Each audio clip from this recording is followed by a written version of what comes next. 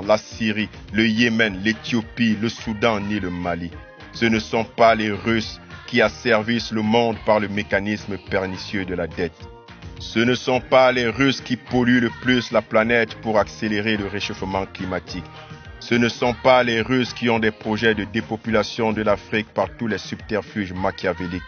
Ce ne sont pas non plus les Russes qui plébiscitent l'homosexualité et la transsexualité pour combattre la famille traditionnelle et les codes et valeurs originelles de nos sociétés. Chers Occidentaux, vos héros ne sont pas nos héros, vos modèles ne sont pas les nôtres.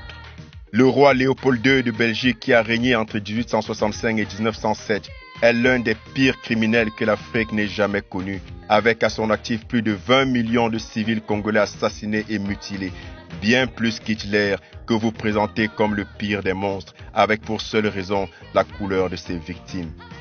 Et pourtant, vos livres d'histoire et vos rues rendent hommage à l'assassin Léopold II comme un civilisateur de l'Afrique et un contributeur majeur à la prospérité de la Belgique et de l'Europe, du fait du pillage du Congo, l'un des plus vastes et riches pays d'Afrique, qu'il avait décrété en son temps comme étant sa propriété privée.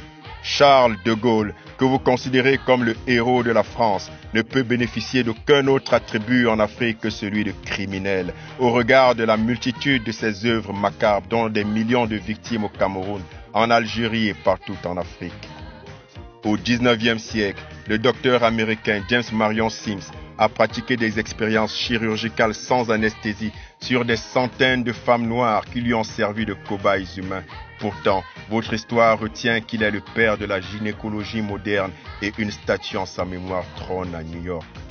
Entre 1982 et 1992, Wouter Besson, alias Docteur de la Mort, a assassiné des milliers de Noirs en Afrique du Sud, conformément au programme gouvernemental de diminution de la population noire à l'aide d'armes bactériologiques.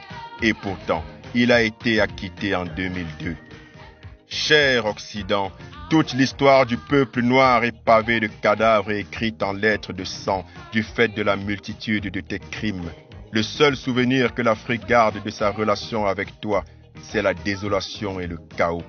Cher Occident, tes lois, tes intimidations, tes manigances et tes compassions pour garder l'Afrique dans ton carcan hégémonique ne peuvent plus prospérer.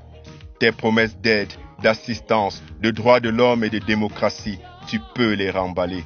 Ta face hideuse ne peut plus être tolérée en Afrique.